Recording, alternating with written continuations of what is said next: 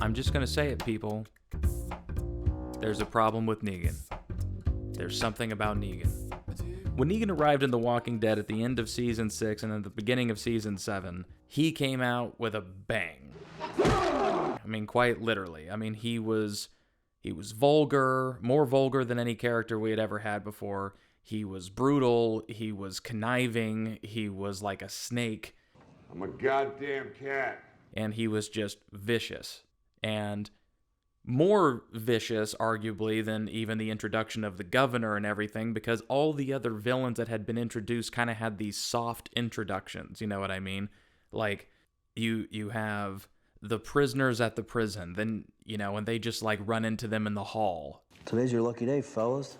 You've been pardoned by the state of Georgia. You're free to go. You know what I mean? And discover that they're there. And there's a little bit of a tense moment with them, but it's not nearly as strong or as heavy as Negan's. The governor is like, you know, like, welcome to Woodbury. Like, it's very chill by comparison. Even the people at Terminus were like, well, we probably should have done this by the gates.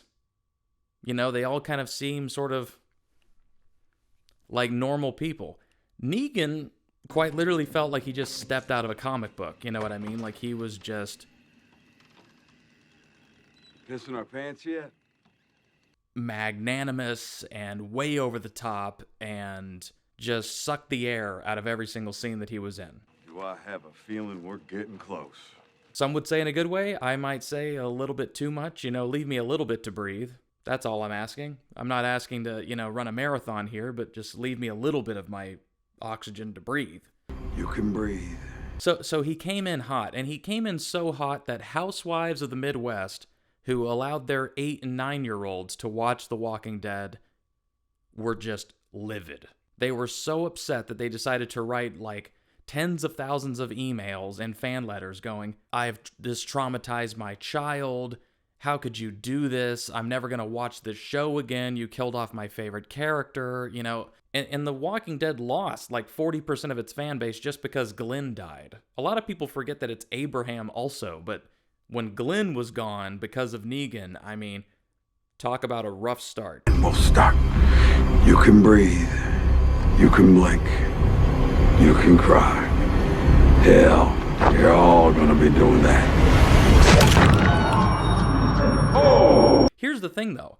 It was supposed to happen. That was in the comic books. Everybody should have kind of seen that coming. That was sort of the red wedding of The Walking Dead in Game of Thrones parlance, okay? Everybody who read Game of Thrones, when they started watching the show, kept going, oh man, what happens when they get to the red wedding? I wonder how the red wedding's gonna be. You think the red wedding's gonna happen?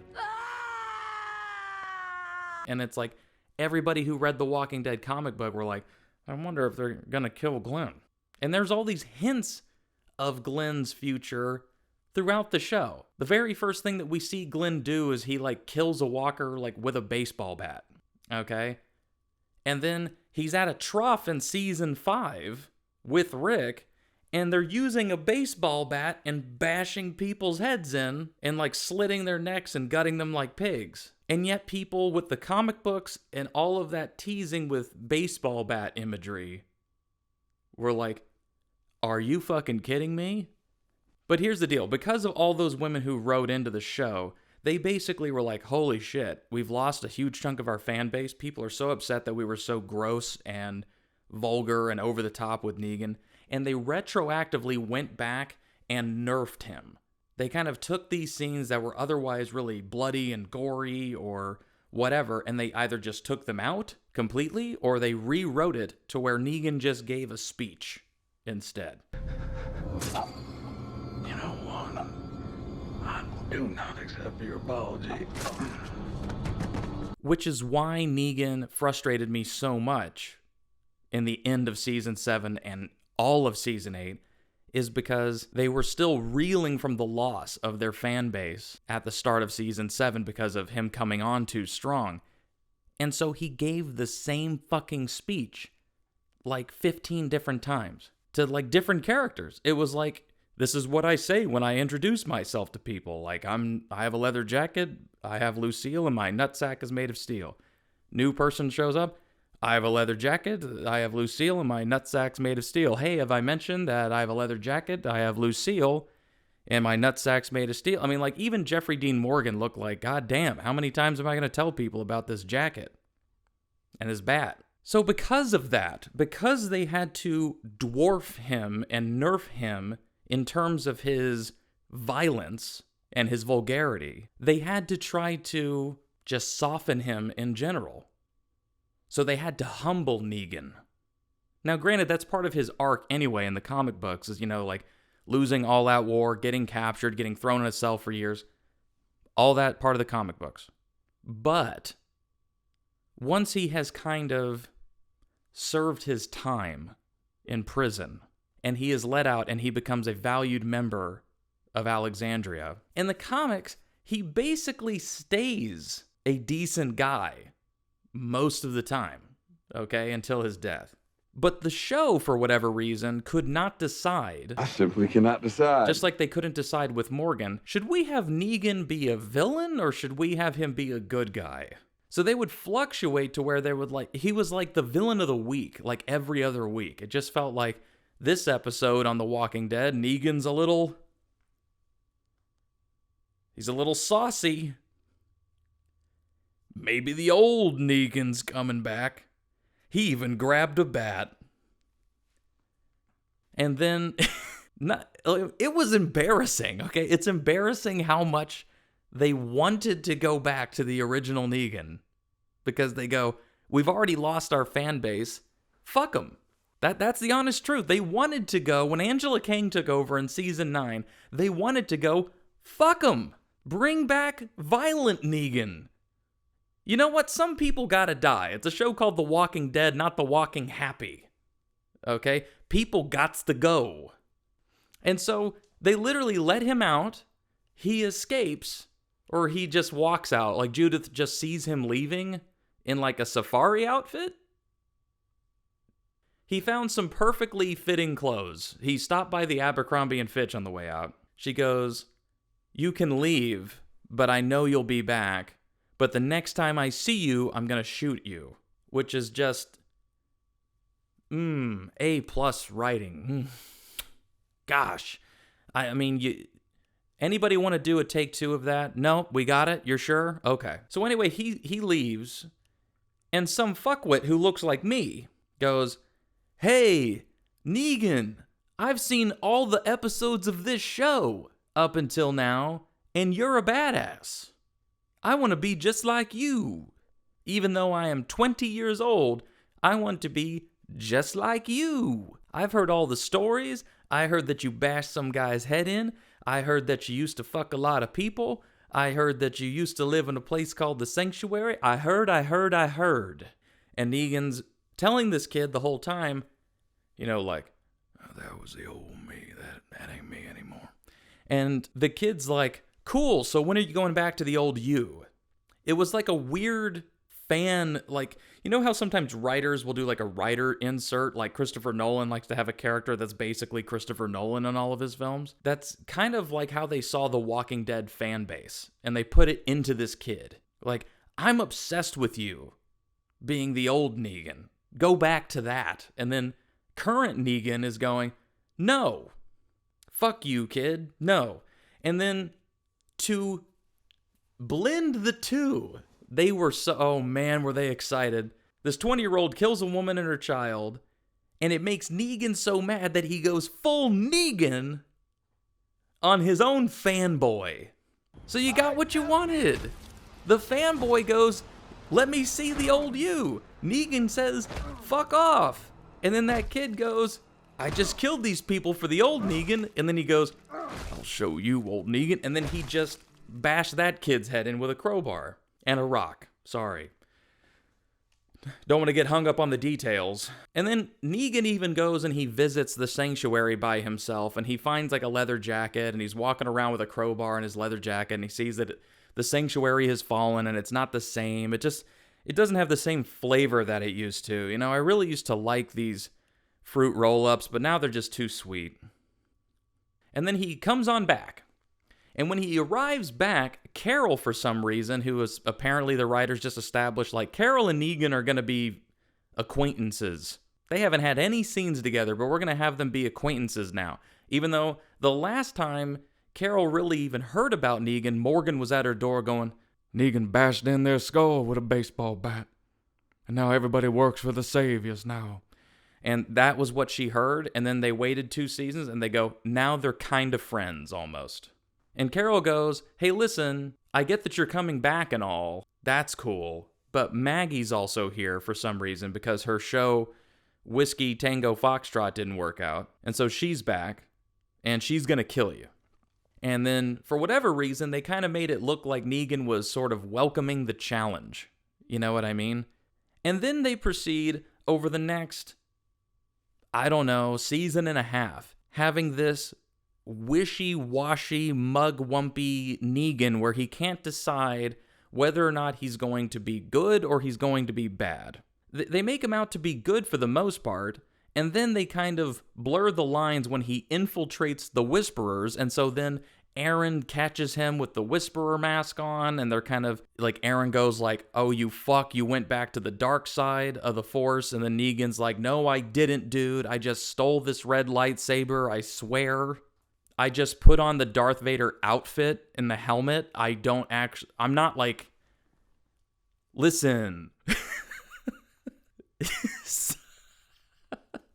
Listen, you guys. So anyways, they do that. And then as a swing and a miss of redemption, Carol promises that she will spread the word of Negan being a good guy if he kills Alpha. And so Negan infiltrates the Whisperers, he fucks Alpha's brains out, and he slits her throat at some point, and then off camera cuts off her head, and then brings it to Carol and rolls it like a bowling ball or whatever up to her feet. And then they argue because Carol basically kind of welches on the deal. And then the Commonwealth are introduced, and around that time, Negan had kind of been set up to being like, he left on his own accord, he's just gone for a few months, he comes back, and now he's got this wife, and she's pregnant, and her name's like Anne or something like that, and he's a good guy now. You left without saying a word. I left because I gave a shit. I left because that's what everyone needed, right? How'd you find them? And your... What is she to you? You're married? It's crazy, right? And you know how we know he's a good guy? Because Anne says so. And then Maggie goes, "You know Negan killed Herschel's father." And then Anne goes, "Yeah, I know, he told me." And then Maggie goes, "How could you be with someone like that?" And she goes, "We've all fucking killed people, dude. You've killed people, he's killed people, I've killed people. They all mattered to somebody." And then Maggie goes, "Yeah, but it's... yeah." Go back and watch the show. Tell me she doesn't do that. Go back and rewatch it. I bet you won't. I bet you'll get through season 5 and just stop because you'll just be thinking about the good times and go, "You know what? I don't need to do this to myself." That's what I think. I think you're going to stop right as Rick gets to Alexandria, and you know what? Let's call it a day. Hey, you know what they say? At the end of the day, it's the end of the day. So...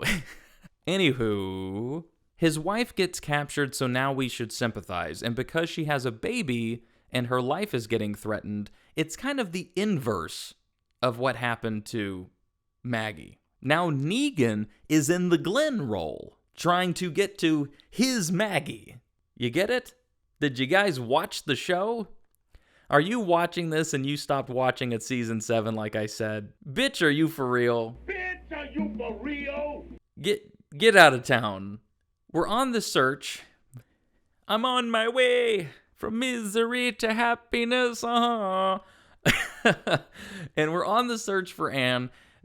Maggie comes to a brief understanding of Negan, sees that he really does care. He kind of, as an olive branch, protects Herschel. They have this really forced relationship where Herschel does his version of the RJ, "Are you the bad man?" or whatever. Like, who fucking wrote this? Who wrote this? Are you a bad man? Who? I demand answers. You know, where's everybody going? That writer's room, after an episode aired must have been like a room full of cockroaches when you flip the light on. They must have just scattered. Like, I was just out here looking for some food. I'm just trying to pay my mortgage. I'm sorry. We find Anne. We do that whole Shamil Shamazel, Haas and Pepper Incorporated, and it amounts to fuck all. Okay? Because I don't know if you guys remember, she gets taken away on a train. She just fucks off. Negan's upset. He almost gets executed. Ezekiel stops that from happening. What are you doing? I don't know. And in the last episode, Negan and Maggie have a conversation where within the conversation they flip-flop. I want to thank you. Within the conversation, she goes, I see that you are trying, but I just can't get over it. And it's just like, okay. And then Negan just saunters off. I don't want to hate you anymore. Now, I'm going to blur the line between The Walking Dead proper and Dead City. Negan's introduction into Dead City. They just have killed Anne off screen. There's Annie, your kid. Jenny, this here is Maggie. Because that's what his character needed, was to just erase, just etch-a-sketch the last season of his character arc entirely, okay? And Maggie is looking for Negan in New York, because apparently even though that is 700 miles due north of where they last were together, she's looking for Negan. And people in New York know who he is. They've been receiving his ravens this whole time. They've been getting ravens with scrolls that say, well, look at you, this entire time, with pictures of Negan that they can later sketch by memory. So she's looking for Negan. She finds Negan immediately, and then they have to team up in order to then find her son, because her son gets captured immediately by the Croat, and so now we have this. Now we have Negan kind of on her side. Then, oh fuck, I even forgot. Oh my god. Okay, rewinding. The main show, I also forgot that before that resolve on the bench where Maggie's like, I can't get over it, Negan and Maggie, the entire 11th season, were like going into the subway and flip-flopping between, I trust you, I don't trust you, I trust you, I don't trust you. You know, like, she's on the end of the subway and he doesn't help her. And then she gets back on the subway and punches him and goes, fuck you. And he goes, fuck you, you would have let me die. And she goes, yeah, you're right. You know what I mean? And then the season happens, and then they have that stupid conversation. Oh yeah, they also have that same conversation in the very last episode when he invites Maggie to help kill, who's that fucking lady? Pamela Milton. Negan's like, Maggie, I am so sorry for what I did to you. But this is how I'm trying to make it up to you. I am trying to help you get justice so that you can kill this bitch. And then they don't. They almost do, but don't. Because contracts. Because of union. Can't have people die in The Walking Dead, okay? Even if it's the series finale. Especially then. They made it so far. And you have to come back. So Dead City, anyways, who cares? I don't care if it's out of order. I'm not going to like re-edit that anyway. I'm just leaving that natural reaction in. So in Dead City, they go searching for Herschel, and they actually make a decent team, and you see that they're actually kind of having a decent amount of chemistry, to the point where you kind of go, I swear to fuck, if this show makes them have a relationship, if you make them a fucking couple, Well, I'm going to punch you right in the Lucille. God damn it, Maggie. We don't have to do this. And it's kind of looking that way. Emotions, memories, all sorts of shit. And then for whatever reason, at like the 11, like a minute to midnight, Maggie turns on Negan. And Negan goes, you know what? You're right. It doesn't matter if I apologize to you, Maggie. You can't get over it. And you know what? You should. So she doesn't. And so they get Herschel, and they part ways again. Herschel's being an angsty teenager going, fuck you, Mom, I was fine with getting my finger chopped off and being kidnapped. It gave me time away from you.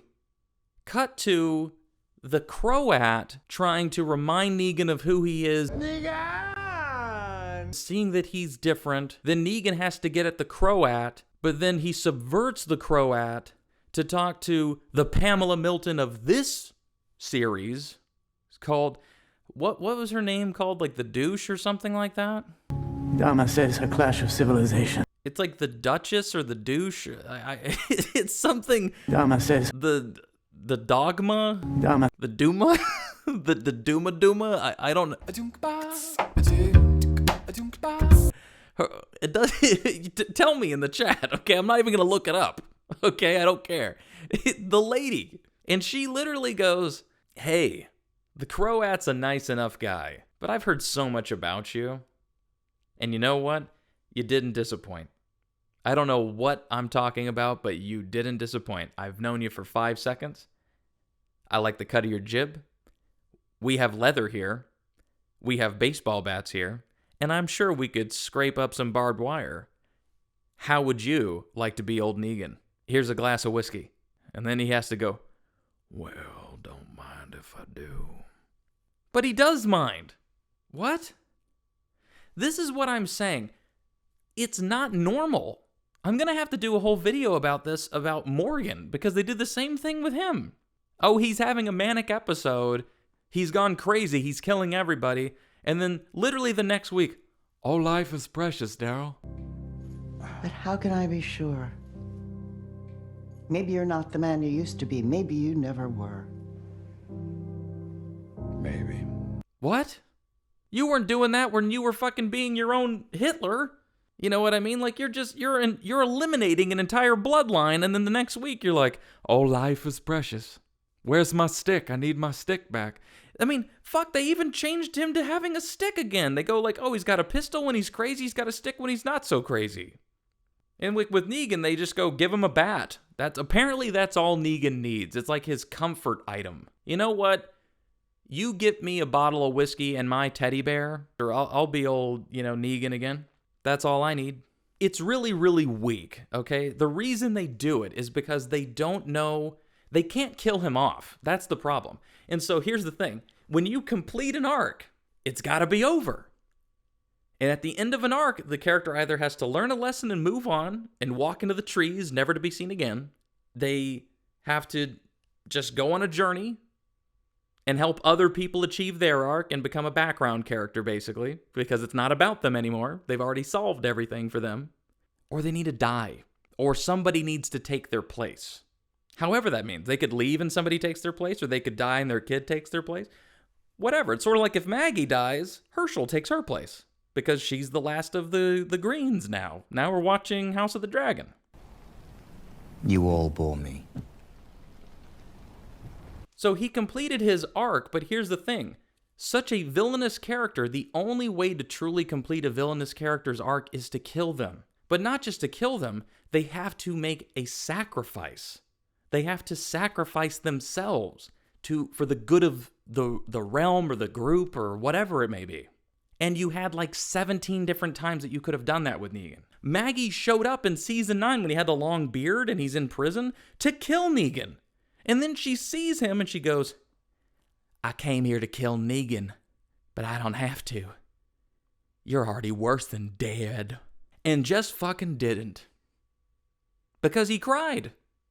So right there, in that moment, that should have been the start of Negan's redemption arc. And it's nothing but up from there. You're already worse than dead. That settles it. Because at that point, he's completed his arc. She has basically forgiven him or has taken such pity on him that she's allowing him to live. So she is coming to terms that the old Negan is dead. And now new Negan can take his place and actually have some positive things happen. And then eventually even that new positive Negan will have to make a sacrifice and will have to die at some point. But most likely saving Maggie, saving her child, saving Judith, doing something that helps the whole group. When you don't do that, your only choice is to go, I guess he's got a tickle for being old Negan again. Tickles my balls. And then he's got to do something violent that is reprehensible, that is beyond the pale, so that you can try to win him back in the audience's eyes as a good person. Well, you better get out your umbrellas, because it is about to goddamn rain.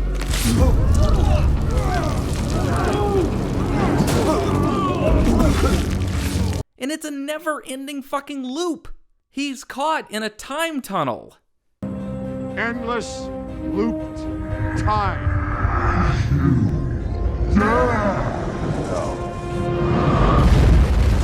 Dormammu, I've come to bargain. You cannot do this forever.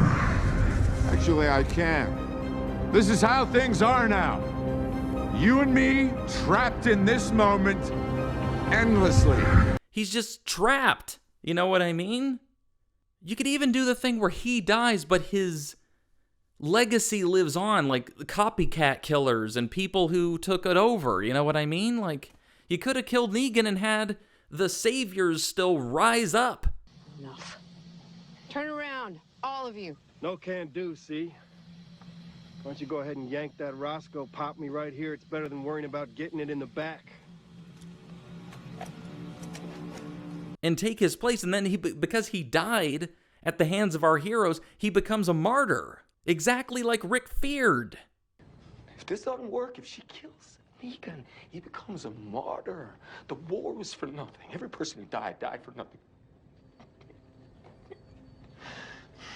Carl died for nothing. You know what I mean? He died and he became a martyr, and then Carl died for nothing. This is a terrible direction to go. But you know what? It's a direction. But you have to make a bold move towards that direction. You just do. You have to make difficult choices. I know it's hard to kill off a character. I know it's hard to turn down piles of money. But if you give a fuck about story at all, you have to prioritize that. You have to prioritize, hey, the story ends here. This is a good story, but it ends here. We could go back on what we just did and give him a redemption arc, then a falling from grace arc, then a redemption arc again, then a falling from grace arc, then a redemption arc again, and we can keep dragging this shit out, making a mediocre story because we never actually stick with anything and there's no true consequences to our actions. Or the story ends here. Some people are satisfied, some people are not, but you know what? You ended it. And you ended it on your own terms. That's really all any good writer should want. Breaking Bad was 6 seasons. Better Call Saul, 6 seasons. Game of Thrones should have been only 6 seasons based on the last 2 seasons the writer's not giving a shit. And these spin-offs are like the last 2 seasons of Game of Thrones. It's just like, what are we doing here? Why are we making this? We clearly don't give a shit like we did in the first few seasons. And it's like, and you still have Negan kind of being a wuss. So it's like, who cares? So that's my rant about Negan. They could easily fix it, but you know what? In the last season or whenever they kill Negan off because he's got to fucking die, man. Negan doesn't get a happy ending. He gets a sacrificial ending or he dies tragically at the hands of Maggie, and then we start Maggie's Negan arc. Maggie's villainous arc. And then guess what happens there? She dies. Because she does stuff that's reprehensible and unredeemable, and that's how fucking stories happen. Fuck. I think I would have had Negan die at the end of the 9th season when there's that blizzard, and Judith goes missing in it, and he saves her. I would have literally had him, like, bundle her up with his body heat, keeps her close to his heart. The night passes. They go out in the morning to look for them. They find Judith barely hanging on to life, and Negan has frozen to death in an effort to protect Judith.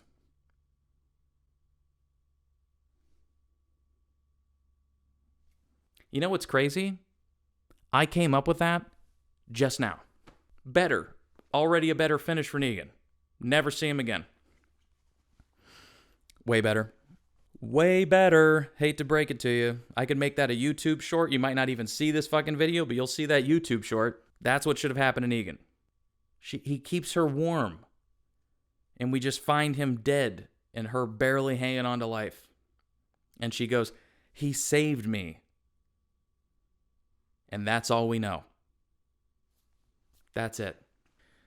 You know something, you guys? Will you just leave a like? Will you just leave a like and a comment and subscribe? You can disagree with me. You can say, "David, you're a fucking idiot." Like, I was reading comments on my Tara is Terrible video. I love when people tear me a new asshole in terms of the Walking Dead stuff. I absolutely love it. It's okay if you disagree with me. I'm so okay with it. I know my boy Jerry, if you're watching this, dude, I love you too. But here's the thing. He loves Negan. I just don't have the same love. Thank you so much for watching, you guys. This was another episode of The Walking David. Please like, comment, subscribe like I asked. Here, I'll do it like Negan, just for those of you who love him. My subscribers, they hid in my comments section and machine gunned a bunch of my ideas down, and you know what? I brought them home, safe and sound, and I fed them spaghetti.